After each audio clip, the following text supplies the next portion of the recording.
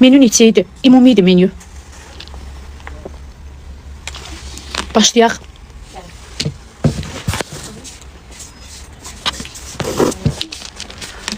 Geyiminiz hardan idi? Geyimimi kim istəyir verirəm. M ölçüdür. Pulsuz verirəm. Hədiyyə edirəm. Geyimimi 110 manat almışdım. 28-dən almışdım. Tək təzə bir dəfə geyindim ad günümə vəsiyo. Xanım, mən ümumi bağlatdırmışdım. Kabineti ümumi bağlatdırmışdım. Deyə bilmərəm ürəyim qiymətini. Özünüz Zəvrun Hollywooduna maraqlanın. Bir gündə mən orada ad gündəyəm. Ta bir gündə ad gündəyəm orada. Martda da ad gündəyəm orada. Çox sağ ol Ləman. Valla paltarımı bir qəpiksiz təmənnasız verirəm, amma M ölçüdə. Hə, nə olacaq ki? Nə olsun? O qədər umum paltarı ilə böyümüşəm ki, qurban olum Allah. Çünki öyünməyi sevmirəm, lovğalığı sevmirəm, bambulluğu, yaltaqlığı sevmirəm. Hədiyyə eləyirəm. Allah haqqı, gəlin verirəm sizə. Xısırqanız qızıldı, bəli. Üzərindəkilərin hamısı qızıldı. Sesin geldi mi bula? Əcəb elədi. Yo, ola bilər. Deyib gülüb oynayan qadın bambul olmur. Allah, siz çox gözəl, təşəkkürlər.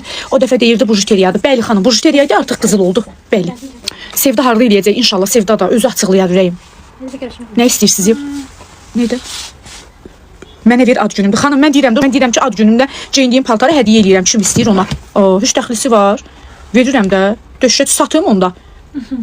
Verirəm. Geyinin, kef eləyin. Şəllənin 5 günlük dünyadır.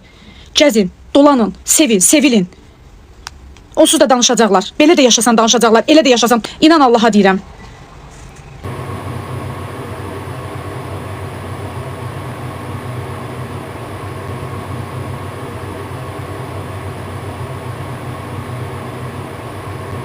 Paltarım budur.